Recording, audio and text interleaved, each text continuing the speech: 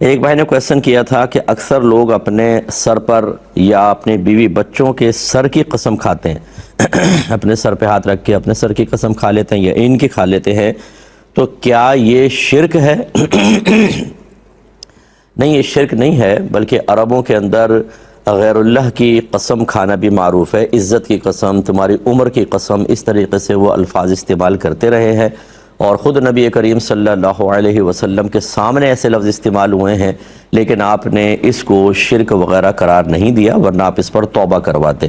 ہاں، یہ ضرور ہے کہ یہ کوئی شرعی قسم نہیں ہوتی اس طرح کہنے سے، اور نہ اس کی پیروی کرنا، یعنی اس کا خیال کرنا، اور جس قسم کھا کے جس کام سے رکنے کا کہا اس کام سے رکنا کوئی واجب ہوتا ہے، یعنی اس کے تقاضے پورا کرنا کوئی واجب نہیں ہوتا، اور اگر آپ نے اس کے خلاف کر بھی دیا تو کوئی کفارہ وغیرہ لازم نہیں ہوگا۔ ایک بہن نے پوچھا ہے کہ گھر میں لال بیگ بہت زیادہ ہو گئے ہیں، جتنے میں مارا جائے پھر بہت سارے ہو جاتے ہیں، تو کیا کرنا چاہیے؟ دیکھیں، مسئلہ یہ ہے کہ ایسا کوئی بھی حشرات الارض میں سے چیز، یعنی کیڑے مکوڑوں میں سے، جو آپ کے لیے باعث تکلیف اور باعث نقصان ہو، چاہے وہ چونٹیاں ہوں، چاہے لال بیگ ہوں، اس طرح جھینگر مچھر ہو جاتے ہیں، مچھر ہوتے ہیں، مکھیاں بعض اوقات آتی ہیں گھر میں، یہ گندگی لے کر آتی ہیں، تو ان تمام کو ہلاک کرنا، اگر اس طرح کی ضرورت ہو کہ تکلیف ہے، پریشانی ہے، اذیت ہے، جراثیم زیادہ ہونے کا اندیشہ ہے، تو ان کو ہلاک کر سکتے ہیں، اس میں شرعاً کوئی گرفت نہیں ہے۔ اس لیے آپ کو ایسا طریقہ اختیار کر لیں کہ یہ مر جائیں۔ اچھا، بعض لوگ ایسی دوائیاں رکھ دیتے ہیں کہ یہ بھاگ جاتے ہیں، مرتے نہیں ہیں، بھاگ جاتے ہیں۔ مطلب یہ نہ کریں، یہ غیر مناسب ہے۔ وجہ اس کی یہ ہے کہ آپ تو دوائی ڈال کے اپنے گھر کو پاک و صاف کر لیتے ہیں، لیکن یہ دوسروں کے گھروں میں چلے جاتے ہیں، اور یہ قطعاً غیر مناسب ہے۔ ایک بزرگ تھے جن کے گھر میں چوہے زیادہ ہو گئے، تو کسی نے کہا کہ حضور بلی رکھ لیں تو یہ چوہے ڈر کے بھاگ جائیں گے، تو آپ نے شاید فرمایا کہ کیا تم چاہتے ہو کہ میں ایسا شخص بن جاؤں کہ جو اپنی تکلیف کو اپنے مسلمان بھائی کی طرف منتقل کر دے؟ تو یہ ہمارے ہاں مطلب یہ غلط رویہ ہے، تو ہلاک کرنے کی اجازت ہے۔ یہ ایسا طریقہ اختیار نہ کریں کہ دوسرے مسلمان بھائی بہن تکلیف اور اذیت میں مبتلا ہو جائیں۔ ایک بھائی کہتے ہیں یہ اللہ کی رضا سے مراد کیا ہے؟ دیکھیں، اللہ کی رضا سے مراد یہ ہوتی ہے کہ وہ عمل کرنا کہ جس کے بدلے میں اللہ نے انعام کا وعدہ فرمایا ہو، تو یہ سمجھ لیں کہ یہ اللہ کی رضا والے اعمال کہلاتے ہیں۔ اللہ کے راضی ہونے کا مطلب ہی یہ ہوتا ہے کہ وہ بندے کے لیے جنت کا فیصلہ اس نے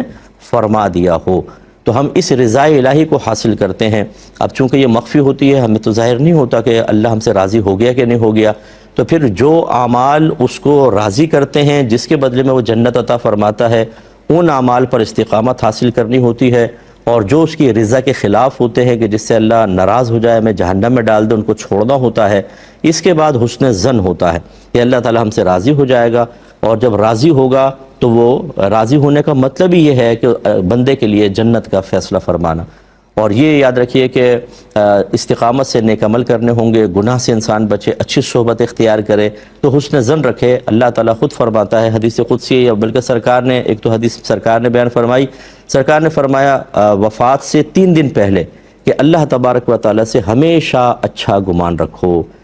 اور ایک حدیث قدسی اللہ تعالیٰ نے فرمایا کہ میں اپنے بندے کے گمان کے ساتھ ہوتا ہوں، جیسا وہ میرے ساتھ گمان رکھے، اچھا رکھیں گے اللہ تعالیٰ اچھا آپ کے لیے انجام فرمائے گا، برا رکھیں گے تو برا بھی ہو سکتا ہے۔ لیکن صرف گمان پر ہی نہیں سارا معاملہ ہے کہ ہم کہیں ہم تو حسن ظن رکھے ہوئے، اللہ تعالیٰ بخش دے گا۔ مراد یہ ہے کہ نیک اعمال کر کے، تمام قیودات شرع کا لحاظ کر کے، نبی کریم اور صحابہ کرام اہل بیت اطہار کے طریقے پہ چلنے کے بعد پھر اچھا گمان رکھیں۔ پھر یہ گمان نہ رکھیں کہ اتنا کرنے کے بعد بھی اللہ ناراض ہو کے جہنم میں ڈال دے گا، نہیں بھی حسن ظن قائم رکھو۔ نہ کہ ہمارے کہنے کا مطلب یہ ہے کہ نہ نماز پڑھو، نہ روزہ رکھو، خوب حرام کماؤ، بالکل اللہ رسول کی پرواہ نہ کرو، قرآن و حدیث کو پس پش پھینک دو، اور پھر جب کوئی سمجھانے لگے تو لہجے کو مستحکم کر کے بڑے قابل اعتماد طریقے سے کہو کہ یہ تو میرا اور میرے رب کا معاملہ ہے، اور بھائی تم الگ ہٹ جاؤ، اللہ کی رحمت بہت بڑی ہے ماشاءاللہ۔ پھر اپنی پوری فیملی کو کمرے میں بند کر کے اندر سے کنڈی لگا دیں، دکان بیچ دیں، ختم کر دیں، کاروبار ختم کر دیں، جاب سے ریزائن دے دیں، کیونکہ اللہ کی رحمت بہت بڑی ہے، وہ نہ آپ کو بھوکا مارے گا، نہ آپ کی فیملی کو بھوکا مارے گا، انشاءاللہ سب مل جائے گا، کمرے میں ملے گا آپ کو، کیونکہ آپ کا تو حسن ظن ہے۔ اب کیا بولیں گے جواب میں؟ ارے بھائی کچھ کرنا پڑتا ہے تبھی تو ملے گا۔ ماشاءاللہ، دنیا کے لیے کرنا پڑے گا تب اللہ کی رحمت متوجہ ہوگی۔ لیکن آخرت کے لیے سب کچھ چھوڑ دو، اللہ کی رحمت متوجہ ہوگی۔ یہ آپ کو کس نے چیز سکھا دی ہے؟ ڈفرینس آپ نے فرق کیسے پیدا کر لیا؟ اس کا مطلب ہے یہاں شیطان ہماری رہنمائی کر رہا ہے، اچھی طریقے سے بات کو سمجھیے۔ میں نے فرمایا کہ کوئی ایک شخص تھے، وہ باہر گئے، ان کو چونکہ وہاں کی رہائش وغیرہ چاہیے تھی، انہوں نے اہل کتاب لڑکی سے نکاح کر لیا اور پیپر میرج کی تھی، یعنی پیپر پہ بس سائن وغیرہ کیے اور نکاح ہو گیا۔ تو کیا یہ نکاح صحیح تھا کہ نہیں تھا؟ پہلی بات تو یہ یاد رکھیں کہ ہمارے بہت سے مسلمان بھائی ایسے ہیں کہ جو اپنے دنیاوی مستقبل کو بہتر بنانے کے لیے نہ اللہ کی پرواہ کرتے ہیں، نہ رسول کی پرواہ کرتے ہیں، نہ شرعی احکام کی پرواہ کرتے ہیں۔ اس وقت تو ان کو نہ قرآن یاد آتا ہے، نہ حدیث یاد آتی ہے، تمام شرعی احکام انتہائی معاذ اللہ ثم معاذ اللہ اپنی راہ اور ترقی کے راہ میں رکاوٹ محسوس ہوتے ہیں۔ انہیں پس پشت پھینکنے میں ذرہ برابر شرم و عار محسوس نہیں کی جاتی ہے، اور جس طرح بس دنیا حاصل ہو جائے اس میں آدمی غرق ہو جاتا ہے۔ پھر جب دنیا مل جاتی ہے، شوق پورا ہو جاتا ہے، جوش ٹھنڈا ہو جاتا ہے، پھر اللہ یاد آنا شروع ہوتا ہے، ارے یہ میں نے کیا کر لیا۔ پھر وہ ہم سے بھی مسئلے پوچھتے ہیں، صاحب یہ غلطی ہو گئی، اب کیا کریں؟ جب ہو رہی تھی اس وقت مفتی صاحب یاد نہیں آئے تھے، اس وقت اللہ تعالیٰ یاد نہیں آیا تھا، یہ کیوں نہیں سوچا تھا آپ نے، اتنے اپنے آپ کو کیوں نہیں طاقتور کر لیا تھا، اتنا پاورفل کر لیا تھا، اتنا اچھا سوچنے کی صلاحیت اپنے اندر کیوں نہیں بیدار کر لی تھی کہ جب یہ چیزیں مجھے حاصل ہو جائیں گی اس کے بعد ضمیر کی ملامت اور پچھتاوا اور حسرتیں مجھ پہ مسلط ہوں گی، اس وقت یہ ساری نعمتیں ہینچ محسوس ہوں گی، اور فکر آخرت جب آپ پر غالب آئے گی اس وقت آپ کو پتہ چلے گا کہ یہ تو دنیا یہیں رہ جائے گی، کاش میں اپنے اللہ کو راضی کرتا، لیکن آپ نے نہیں کیا، پھر پچھتاوا ہوتا ہے۔ تو اس لیے یہ صاحب نے بھی ایسے ہی کیا، بس یو کے کا ویزا مل جائے، یو ایس کا ویزا مل جائے، بھائی کیا جنت مل گئی؟ کہ وہاں پہ نجات کے پروانے مل جائیں گے، اور پھر جو وہ کام کرتے ہیں وہاں پہ جا کے میں جانتا ہوں اچھے طریقے سے، کیونکہ ہمیں ان لوگوں سے رابطے ہیں، نہ حرام کی تمیز، نہ حلال کی تمیز، نہ اللہ کی کوئی پرواہ، نہ رسول کی کوئی پرواہ، بالکل یعنی ایسا ہم اپنا رویہ کر لیتے ہیں کہ ہمارے عمل کو دیکھنے والا تو یہ سمجھتے نہیں کہ یہ مسلمان ہے، اس کا کوئی آخرت پر بھی ایمان ہے۔ اس طریقے سے دنیا کی محبت میں غرق ہو کر بس باہر کی ہمیں چیزیں حاصل ہو جائیں، باہر کی پرسکون لائف مل جائے، جنت کی پرسکون زندگی اور قبر کا پرسکون آرام کسی کو نہیں چاہیے، اس کی پرواہ نہیں ہے۔ تو اس لیے ایک تو یہ اس بات کو تھوڑا سا یاد رکھیں، اگر اس آدمی کا نکاح اس لڑکی کے ساتھ صرف اتنا ہوا تھا کہ گواہ مسلمان موجود نہیں تھے اور خالی پیپر پہ سائن ہوا، تو یاد رکھیں یہ نکاح نہیں ہوا۔ ہاں اگر ایک مسلمان اپنا نکاح کرے گا تو پھر اس کے لیے ضروری ہے کہ کم از کم 2 عاقل بالغ مسلمان مرد یا ایک مرد اور 2 عورتیں وہاں پر بطور گواہ موجود ہوں، پھر باقاعدہ ایجاب و قبول ہو تو یہ نکاح ہوگا۔ اور اہل کتاب حضرات جو ہیں بہت سے ایسے ہیں باہر کے ملکوں میں، خاص طور پر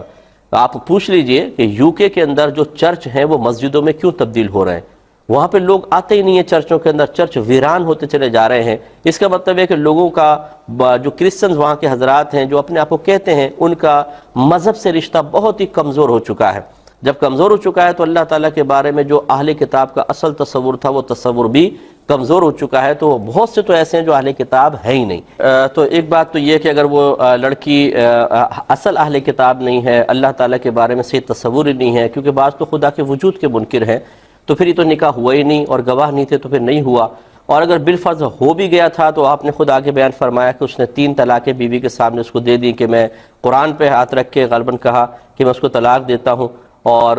بعد میں اب منکر ہو رہا ہے کہ نہیں، جب ان کے طریقے سے شادی کی ہے تو طلاق بھی ان کے طریقے سے ہوگی۔ یعنی وہ مفتی بن گیا ہے، دنیا کو حاصل کرنے کے لیے خود مفتی صاحب بن گئے اور خود ہی سب فیصلے کرنے شروع کر دیے ہیں۔ یہی وہ نحوست ہوتی ہے، میں لفظ استعمال کر رہا ہوں معذرت کے ساتھ، کہ جب دنیا کی محبت دل میں گھر کر جائے اور انسان دنیا کو ہی جنت بنانے کے لیے رات دن سوچنا شروع کر دے اور اس کے لیے عملی کوشش شروع کر دے، تو اسی قسم کی حرکات کا صدور ہوتا ہے کہ پھر وہ نہ علماء کے پاس جانا پسند کرتا ہے، نہ مفتیان کرام کے پاس، خود ہی سوال پیدا کرتا ہے، خود ہی جواب دیتا ہے، خود ہی اس کے اوپر سائن کر کے اس پہ مہر لگاتا ہے کہ بالکل جواب ٹھیک ہے، اور اپنی آخرت کو برباد کر لیتا ہے۔ یہاں کی پرسکون، تھوڑی سی پرسکون زندگی کے بعد یہ قبر میں پہنچنے دے، اگر اللہ ناراض ہوا تو پھر ایک ایک لمحہ کتنے سالوں کے عذاب کے برابر بنتا ہے، یہ تو وہاں جا کے پتہ چلے گا۔ تو بہرحال اب یہ ان کا نکاح نہیں ہے، 3 طلاقیں ہو بھی گیا تھا تو طلاقیں، اور یاد رکھیں کہ مسلمان ہے تو مسلمان کے طریقے سے طلاق دے گا، اور 3 طلاقیں وہ دے چکا ہے تو یہ بالکل رشتہ ختم ہو چکا ہے۔ کہ رحمت کونین صلی اللہ علیہ وسلم نے واضح طور پہ ارشاد فرمایا کہ اللہ تبارک و تعالیٰ کی نافرمانی میں کسی مخلوق کی اطاعت جائز نہیں ہے، اور اللہ تعالیٰ قرآن عظیم میں ارشاد فرماتا ہے اطیعوا اللہ و اطیعوا الرسول و اولی الامر منکم، کہ اللہ تعالیٰ کی اطاعت کرو، اس کے رسول کی اطاعت کرو، اور ان کے جو تم میں حکم والے ہیں یعنی فقہا۔ لیکن اس کی تفسیر بیان کرتے ہوئے علماء ایک نقطہ بیان کرتے ہیں کہ دیکھیں پہلے اللہ تعالیٰ نے اپنے ساتھ اطیعوا کا لفظ فرمایا، رسول کے ساتھ بھی اطیعوا کا، لیکن اولی الامر منکم کے ساتھ اطیعوا کا لفظ نہیں فرمایا۔ کیوں؟ تو اس لیے کہ اللہ تعالیٰ کی اطاعت بس جیسے حکم ملے کرنی ہے، سوچے سمجھے بغیر۔ نبی کریم کی اطاعت سوچے سمجھے بغیر کرنی ہے، لیکن جب اولی الامر منکم یعنی فقہا، علماء کوئی آپ کو حکم بیان فرماتے ہیں تو پہلے کم از کم یہ غور کرنا ہوگا یہ خلاف شرع تو نہیں ہے، شریعت کے مطابق ہے یا نہیں ہے، پھر اس کا کہنا ماننا ہوگا۔ جب علماء فقہا کے قول کے اندر یہ معاملات ہیں، لیکن یہ عوام کی بات نہیں ہے، خواص کی ہے کہ خواص کو اس طرح قبول کر کے پھر عوام کو تو اطاعت کا ہی حکم ہوتا ہے، لیکن یہ ضرور ہے کہ ان کی اطاعت مشروط ہے کہ یہ اللہ تعالیٰ کے حکم کے موافق ہو، تب کریں گے ورنہ نہیں۔ تو پھر ماں باپ کا مقام تو بہت نیچے ہے۔ تو پہلی بات تو یہ کہ داڑھی رکھنا ایک عاقل بالغ مسلمان مرد کے لیے واجب ہے، جس کی مقدار جمہور علماء کے نزدیک اس طرح آپ نیچے سے پکڑ لیں، تھوڑی کے نیچے سے، اور ایک مٹھی کے بعد آپ اس کو کٹوا سکتے ہیں۔ کم از کم ایک مشت داڑھی رکھنا یہ مرد کے لیے واجب قرار دیا ہے، جمہور علماء کے نزدیک یہی حکم ہے۔ اور بعض لوگ خشخشی داڑھی رکھتے ہیں، اگر وہ عالم دین ہے اور ان کے پاس اپنے کوئی دلائل ہیں تو بہرحال ان کے پاس دلیل ہوگی،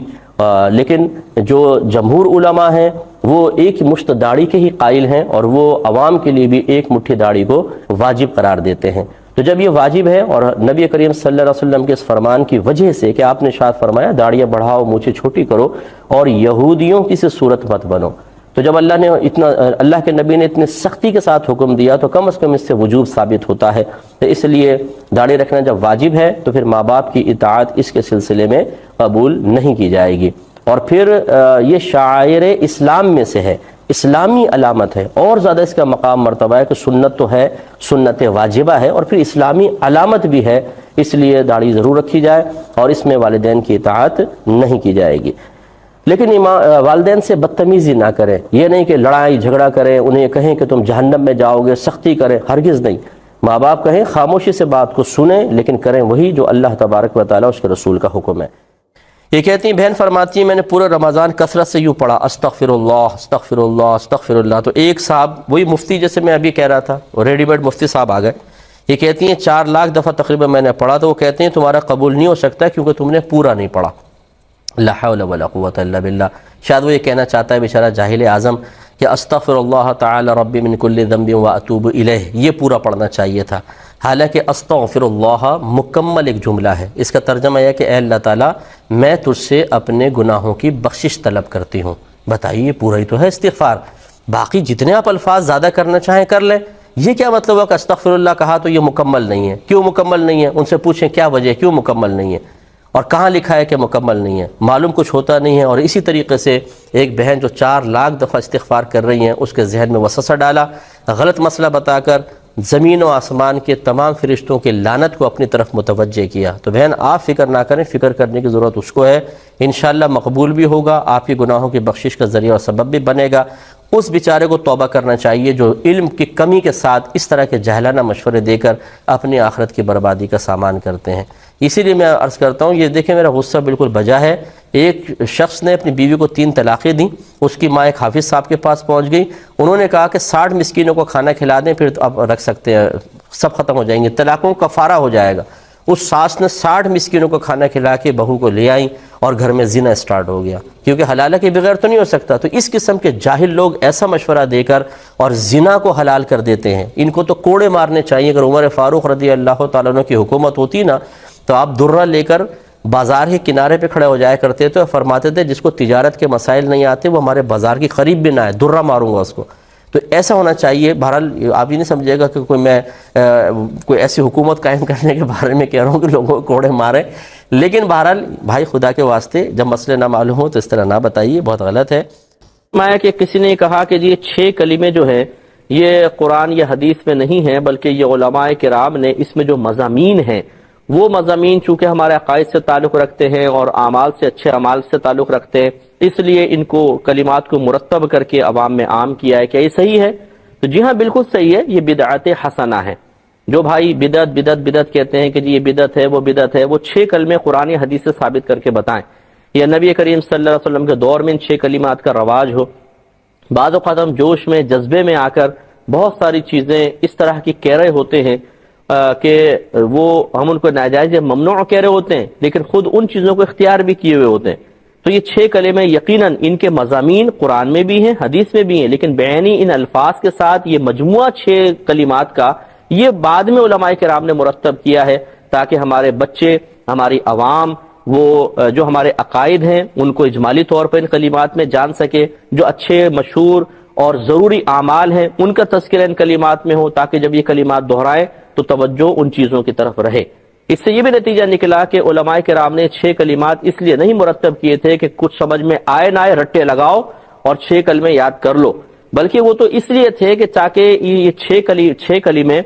جن مضامین پر مشتمل ہیں وہ مضامین اتنے اہم ہیں کہ ان کو بار بار اپنے ذہن نشین کیا جائے، بار بار ان کو دہرایا جائے۔ اب ہمارے ہاں صورتحال یہ ہوتی ہے کہ کبھی شروع میں اگر بچوں کو ترجمہ یاد کروا بھی دیا جائے ان کلمات کا، بعد میں بھول بھال جاتے ہیں۔ بڑوں کو بٹھا لیں آپ، 1,00,000 مسلمانوں کو بٹھا لیں اور پوچھ لیں کہ 6 کلمے کا ترجمہ کر کے بتا دیں، نہیں بتائیں گے۔ تو ہمارے ہاں عموماً اب رسم چل رہی ہے، روح ختم ہو گئی ہے، تو یہ نہیں ہونا چاہیے، بلکہ ہر چیز کی روح کو بھی آپ سمجھیں۔ تو لہذا یہ 6 کلمات بہرحال پہلے نہیں تھے، یہ بعد میں ہیں، لیکن چونکہ یہ دین کی تقویت و ترقی کے لیے ایجاد کیے گئے، اس لیے ان کو زیادہ سے زیادہ آپ بدعت حسنہ کہہ سکتے ہیں، اور ہر بدعت گمراہی نہیں ہوتی ہے، بعض بدعتیں اچھی بھی ہوتی ہیں، لہذا انشاءاللہ عز و جل اس پر ثواب بھی مرتب۔ بھائی نے کویسچن کیا کہ ہمارے پڑوس میں ایک شخص رہتا ہے جو اپنے بیوی بچوں ماں باپ پر بہت چلاتا ہے، اس کی آوازیں باہر تک آتی ہیں، اور اس کی ماں خوف سے کانپتی رہتی ہے، یعنی جب وہ ڈانٹتا ڈپٹتا ہے تو خوف سے کانپتی ہے۔ ہاتھ اٹھانا بھی سنا ہے، لیکن وہ خود نمازی ہے، دینی کتابیں بھی پڑھتا ہے، محافل میں شرکت کرتا ہے اور درود پاک بھی پڑھتا ہے، کیا حکم شرع ہوگا؟ دیکھیں، اچھی طرح یاد رکھیں کہ نیک اعمال اپنے مقام پر، جیسے نماز، روزہ، حج، زکوٰۃ، یہ تو اس پہ اللہ نے بہت سی چیزیں لازم کی ہیں، بہت سے مستحبات ہوتے ہیں، اختیار کریں یا نہ کریں، لیکن ان کی وجہ سے حقوق العباد میں کی گئی تلفی یا کوتاہی معاف نہیں ہوتی ہے، بلکہ بعض اوقات ایسا ہوتا ہے کہ حقوق العباد میں اگر کوتاہی کی جائے تو انسان کی یہ عبادات بھی نامقبول رہ جاتی ہیں۔ جیسے رحمت کونین صلی اللہ علیہ وسلم کا ایک جگہ یہ فرمان عالی شان موجود ہے کہ جس کی ماں اس سے ناراض ہو، جیسے بھی ہو اس کو راضی کرے، کیونکہ جب تک وہ ناراض رہے گی اللہ تعالیٰ نہ اس کا فرض قبول کرے گا نہ نفل قبول کرے گا۔ تو اگر کوئی شخص ایسا ہے کہ جو نیک اعمال کے زوم میں آ کر یہ سمجھتا ہے کہ میرے لیے اب اگر بے عمل ماں باپ ہے، مثال کے طور پہ ان کو ڈانٹنا ڈپٹنا یا بیوی بچوں پہ جس طرح چاہے میں ظلم روا رکھوں، میری کوئی گرفت نہیں ہوگی، مجھے کوئی اخروی نقصان نہیں ہوگا، تو یہ بہت ہی بڑی غلط فہمی ہے۔ یہ حدیث ذہن میں رکھیں، نبی کریم صلی اللہ علیہ وسلم سے پوچھا گیا کہ ایک عورت ہے، وہ نماز روزے کی کثرت کرتی ہے، پنیر کے ٹکڑے صدقہ کرتی ہے، لیکن اپنی زبان سے لوگوں کو تکلیف پہنچاتی ہے۔ رحمت کونین صلی اللہ علیہ وسلم نے فرمایا کہ وہ جہنم میں ہے۔ پھر بتایا گیا کہ ایک عورت ہے کہ جو ایسی معمولی چیز صدقہ کرتی ہے اور کوئی عبادات کی کثرت بھی اس کے پاس نہیں، لیکن اپنی زبان سے کسی کو تکلیف نہیں دیتی ہے، رحمت کونین صلی اللہ علیہ وسلم نے فرمایا کہ وہ جنت میں ہے۔ اس کا مطلب یہ ہوا کہ اگر کوئی اپنے زوم فاسد میں کہ میں محافل میں شرکت کرتا ہوں، اسٹیجز پہ بیٹھ کے بڑا جھومتا وومتا ہوں، درود پاک پڑھ لیتا ہے، وہ دینی کتابیں پڑھتا ہے، تو اب میرے لیے اس قسم کے معاملات جائز، یہ بہت ہی بڑی غلط فہمی ہے۔ ہو سکتا ہے اعمال اس کے منہ پر مار دیے جائیں اور اس کے لیے دنیا اور آخرت میں شدید عذابات اور مصیبتیں تیار ہوں۔ اس لیے ہر شخص کو اپنا احتساب کرنا چاہیے، مجھے بھی احتساب کرنا چاہیے۔ نبی کریم نے واضح فرمایا، خیرکم خیرکم لأہلی وانا خیرکم لأہلی، تم میں سب سے بہتر وہ ہے جو اپنے گھر والوں کے معاملے میں سب سے بہتر ہو، اور میں اپنے گھر والوں کے معاملے میں تم سب سے بہتر ہوں۔ اس سے سرکار کی علم کی وسعت بھی پتہ چلی کہ سرکار ہر ایک کے حالات اللہ کی عطا سے جانتے ہیں کہ کون گھر میں کیا کرے گا۔ اس سے سرکار نے کا دعویٰ ہے کہ میں تم سب سے بہتر ہوں، حالانکہ ہر شخص اپنے بیوی بچوں کے ساتھ، ماں باپ کے ساتھ کوئی نہ کوئی اچھا معاملہ کر رہا ہوتا ہے۔ یہ میرے آقا کی ایک شان علمی ہے، اس کو بھی ذہن میں رکھیں۔ ضمناً میں نے عرض کیا تو خلاصہ کلام یہ ہے کہ اپنے گھر والوں سے انسان بہتر ہو، اخلاق اختیار کرے، بد اخلاقی سے بچے، یہ بہت بڑی چیز ہوتی ہے۔ لیکن اگر ایسا نہیں ہوا اور خالی کچھ اپنے ظاہری نیک اعمال کے دھوکے میں رہ کے انسان اس طرح کرتا رہا تو بہت ہی غلط ہے۔ اور پھر یہ بہت ہی جملہ دردناک ہے کہ ماں خوف سے کانپتی ہے۔ اتنا اپنا روب تم نے قائم کر لیا کہ ماں کو آپ وہ کانپ رہی ہے، بروز قیامت کیا ہوگا معلوم ہے؟ یہی کمزور ماں ہوگی جس کو سامنے کھڑا کیا جائے گا، اس کو اللہ تعالیٰ اس کے رسول کی تائید حاصل ہوگی، عبادات تمہارے منہ پہ مار دی جائیں گی، اور تم ایک مجرم کی حیثیت سے کھڑا کر کے آپ کی نیکیاں نکال کر ان کے نام اعمال میں، اور اگر حساب پورا نہیں ہوگا تو ان کے گناہ نکال کر آپ کے نام اعمال میں ڈال کر اور جہنم رسید کر دیا جائے گا۔ اس وقت کہاں گئی محافل، کہاں گئے درود پاک؟ تو ایسے وہ تمام نوجوان بچے بھی خاص طور پہ مجھے میری بات برا مانے بغیر ذرا غور سے سنیے گا، کہ جو ماں باپ گھر میں تربیت نہیں کر پاتے، علم دین نہیں سکھاتے، ماحول پرووائڈ نہیں کر پاتے، لیکن وہ کہیں باہر جا کر پھر وہ داڑھی بھی رکھ لیتے ہیں، سر پہ امامہ آ گیا، نمازی بن گئے، عبادات کا نور بھی چہرے پر ظاہر ہونا شروع ہو گیا، تو پھر شیطان ایک وار کرتا ہے، اس کی نگاہوں میں اس کے بھائی بہن، ماں باپ، دادا دادی، چاچا ماموں، ان سب کو معمولی اور حقیر سا کر دیتا ہے، لہجے میں تلخی آ جاتی ہے، جھڑکنا آ جاتا ہے، نصیحت قبول نہیں کرتا، ان کے بارے میں گمان کرتا ہے جہنم میں جائیں گے، میری نجات ہو جائے گی۔ یہ میجر مسٹیک ہے، ہو سکتا ہے آپ پھنس جائیں، وہ سب کے سب نجات پا جائیں، ایسا ہرگز نہ کریں، کسی کو حقیر اور معمولی نہیں سمجھنا چاہیے۔ کوئی ایسا بھائی بہن ہمیں سن رہا، بچیاں بھی غور کریں کہ بہت سے ہماری بچیاں عالمہ بن رہی ہوتی ہیں، ہونا یہ چاہیے کہ ان کو اخلاق اختیار کریں، وہ ماں کو ڈانٹ رہی ہوتی ہے، بڑی بہنوں سے بحثیں کر رہی ہوتی ہے، خالہ اور پھوپھیوں کو برا بھلا کہہ رہی ہوتی ہے، سامنے برملا کہ تم جاہل لوگ تم کیا کرو گے۔ اتنا علمی تکبر اندر آ جاتا ہے کہ آدمی اس تکبر کی روشنی میں ہر ایک کو معمولی حقیر سا سمجھتا ہے، اور پھر وہ یہ بھول جاتا ہے کہ اللہ تبارک و تعالیٰ تکبر کو شدید ناپسند فرماتا ہے، اور پھر نہ دنیا میں عزت ملتی ہے نہ آخرت میں راحت ہوگی۔ ہر ایک کو اپنے رویے پہ غور کرنا چاہیے، اگر کہیں ایسا تکبر محسوس ہو، حق تلفی محسوس ہو، پہلی فرصت میں اپنی انانیت، اپنی ایگو کو ایک طرف دھکیل کر قدموں میں گر کے معافی طلب کر لیں، اللہ عزت ہی بڑھائے گا انشاءاللہ۔ اور اگر یہ ناک اونچی کر کے رکھی کہ میں معافی مانگوں، تو پھر ٹھیک ہے، میدان معاشرے میں ساری یہ میں باہر نکل جائے گی، وہاں پر اللہ تعالیٰ کی بارگاہ میں پہنچ کر اللہ کی ذات بڑی بے نیاز ہے، یاد رکھیں، وہ چاہے تو ایک بے نمازی آدمی، قاتل، کچھ بھی ہو، اللہ تعالیٰ مظلوم کو بھی اس سے راضی کر دے، اپنے تمام حقوق معاف کر کے جنت میں ڈال دے۔ آپ اور میں روک سکتے ہیں کسی کو؟ ہم اگر کسی کو سمجھاتے ہیں تو وہ ظاہری دنیاوی قانون کے اعتبار سے، شرعی قانون کے اعتبار سے ہیں، اللہ پہ اپنی مرضی تو مسلط نہیں کر سکتے، اللہ کی مرضی ہے۔ تو یہ گمان کرنا کہ میں چونکہ نیک ہو چکا ہوں، میں عالم ہوں، میں عالمہ ہوں، میں علم سیکھ رہا ہوں یا سیکھ رہی ہوں، اس لیے میرا درجہ تو ضرور بلند ہوگا، میں ضرور جنت میں جاؤں گی، باقی سب یہ خطرے کے اندر ہیں اور جہنم میں، ایسا بعض اوقات نہیں بھی ہوگا، اور اللہ نہ کرے ایسا نہیں ہوا تو پھر آخرت میں پچھتاوا ہوگا۔ تو اس لیے ایسے شخص کو چاہیے کہ اپنے ماں باپ سے معافی مانگے، بیوی بچوں کا خیال کرے، اور جتنی غلطیاں ہوئی ہیں اس کا تدارک کرنے کی کوشش کرے۔